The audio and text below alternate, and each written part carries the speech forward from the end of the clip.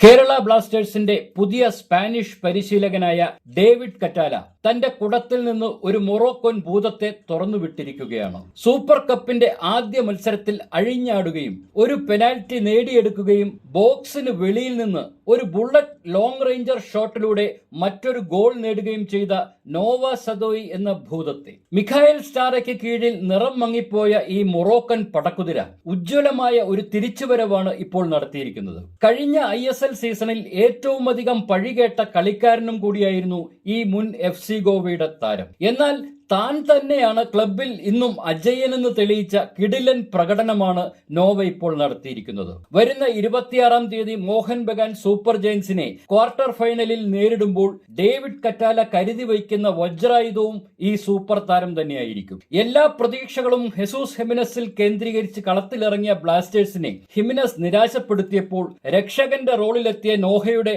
മാസ്മരിക പ്രകടനം ഫുട്ബോൾ പ്രേമികൾക്ക് എക്കാലവും ഓർത്തുവയ്ക്കാനുള്ളതാണ്. മൈതാനത്ത് ഈ താരത്തിന്റെ ഊർജം ടീമിന് മൊത്തം ആവേശം നൽകുന്ന തരത്തിലാണ്. ഡേവിഡ് കറ്റാലയുടെ മോട്ടിവേഷൻ ഏറ്റവും അധികം സ്വാധീനിച്ച കളിക്കാരനും നോവ തന്നെയാണെന്ന് അദ്ദേഹത്തിന്റെ പ്രകടനത്തിൽ നിന്നും വ്യക്തമാണ്. മിഖായൽ സ്റ്റാറയും ഡേവിഡ് കറ്റാലയും തമ്മിലുള്ള അന്തരവും ഈ താരത്തിന്റെ പ്രകടനത്തിൽ ദൃശ്യമാണ്. എന്തായാലും 26-ന് നടക്കുന്ന ക്വാർട്ടർ ഫൈനലിൽ മോഹൻ ബഗാന്റെ വലയിലും ഇതുപോലെ തന്നെ പന്തെത്തിക്കാൻ കൊമ്പന്മാർക്കിടയിലെ ഈ ഒറ്റയാന് കഴിയട്ടെ എന്ന് ആശംസിക്കുന്നു.